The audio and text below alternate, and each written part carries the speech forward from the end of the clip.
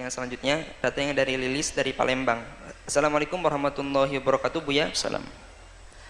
Saya dengar ceramah Buya kalau ruh itu bisa mendengarkan kita berbincang-bincang. Itu tuh ketika ruh tepat di atas kuburannya atau ketika di rumah juga mendengar.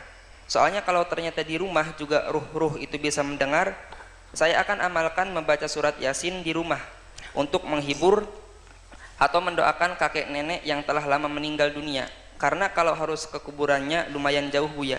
Terima kasih, mohon penjelasannya. Bismillah. Masalah orang meninggal mendengar orang yang hidup ini hampir disepakati. Memang ada perbedaan. Sebagian mengatakan tidak mendengar. Tapi Nabi pernah menyeru waktu selesai perang Badar, dipanggil ya Abu Jahal, ya Abu Syaibah binti Utbah dan seterusnya. Orang-orang dipanggil Rasulullah. Sampai Sayyidina Umar, ya Rasulullah, mereka tidak mendengar.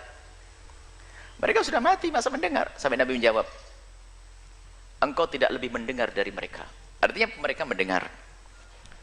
Kemudian juga kita disunnahkan kalau ziarah kubur mengucapkan apa? Assalamualaikum. Nah, berarti ini mengisyaratkan bahwasanya mereka mendengar.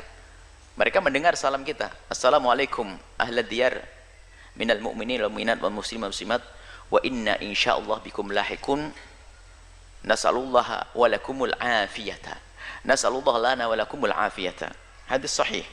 Baik, masalah mendengarnya orang meninggal dunia adalah sudah jelas. Tidak usah bertanya lagi, tidak usah ragu lagi. Orang meninggal dunia mendengar omongan. Bahkan dalam hadis juga waktu ada orang mengkubur, dia akan mendengar terompah kaki berjalannya. Di saat meninggalkannya, dia mendengar semuanya. Kemudian yang kedua, tempatnya alam barzah itu bukan di kubur itu. Kubur itu menyimpan jasadnya seorang manusia. Alam barzah ini sampai digambarkan dia sudah alam. Jadi alam itu ada alam rahim, ada alam dunia, ada alam barzah, ada alam akhirat nanti. Ada alam rahim dengan alam dunia itu beda. Gedean mana? Gede alam dunia. Jadi alam rahim dengan alam dunia, gede alam dunia. Apakah setelah itu ada orang pengen masuk lagi ke rahim? Enggak ada. Alam barzah itu dengan alam dunia sampai dikatakan seperti perbandingannya seperti alam rahim dengan alam dunia. Gede alam barzah, Anda tahu. Seperti apa dan di mana tempatnya? Anda mati baru tahu nanti. Nah, kemudian setelah itu ada alam akhirat, surga dan neraka. Wah, yang luasnya sudah. Nah, jadi alam barzah itu beda dengan alam dunia. Undang-undangnya pun beda. Sampai Imam Malik mengatakan mereka itu punya roh mutlak, tidak terikat dengan materi. Artinya bisa melihat dengan cara undang-undang di alam barzah, bisa melihat Amerika, Jepang dan sebagainya dalam waktu saat. Cuman cara pandangnya bukan cara pandang syahwat. Sampai suatu kita ada yang bertanya, jadi kalau orang tua kita melihat kita, malu dong saya berhubungan suami istri. Sampai pertanyaan, masuk akal pertanyaannya. Sekarang dipikir dia melihat kita dengan undang-undang dunia. Undang-undangnya bukan ilmu dunia, undang-undangnya adalah undang-undang alam barzah. Yaitu apa? Amal baik dan buruk. Kalau melihat anaknya, seorang anak perempuannya melayani suaminya, hubungan suami istri, bagi seorang ibu adalah jadi amal baik, bukan hubungannya. Karena tidak ada syahwat lagi di situ, bukan urusan syahwat. Nah, jadi mendengar dan melihat. Baik, Anda tidak usah ke kubur pun doa sampai. Tidak harus pergi ke kubur. Adapun pergi ke kubur ini babnya beda. Masalah ziarah kubur yang diajarkan Nabi. Bukan masalahnya adalah masalah doa. Kalau doa Anda di mana saja berdoa. Doakan dia. Doakan beliau-beliau yang telah meninggal dunia dimanapun Anda berada. Kemudian, adapun masalah ziarah kubur ini banyak faedahnya. Kuntu nahaitukum an ziyaratil qubur. Aku pernah melarang kalian ziarah kubur, kata Nabi. Ala fazuruha, sekarang dianjurkan Nabi. Ziarahlah kubur kalian fa innaha tudzakirukumul mauta tudzakirukumul akhirata. Karena ziarah kubur mengingatkan engkau akan akhirat. Jadi kalau kita ziarah kubur siapa saja untuk mengingatkan akhirat. Bahwasanya kita pun bakal mati. Semakin hari kita semakin dekat dengan ini liang. Agar kita sadar untuk semakin giat dalam beribadah, memanfaatkan waktu yang tersisa, memanfaatkan hembusan nafas yang masih ada, menjauhi kemaksiatan.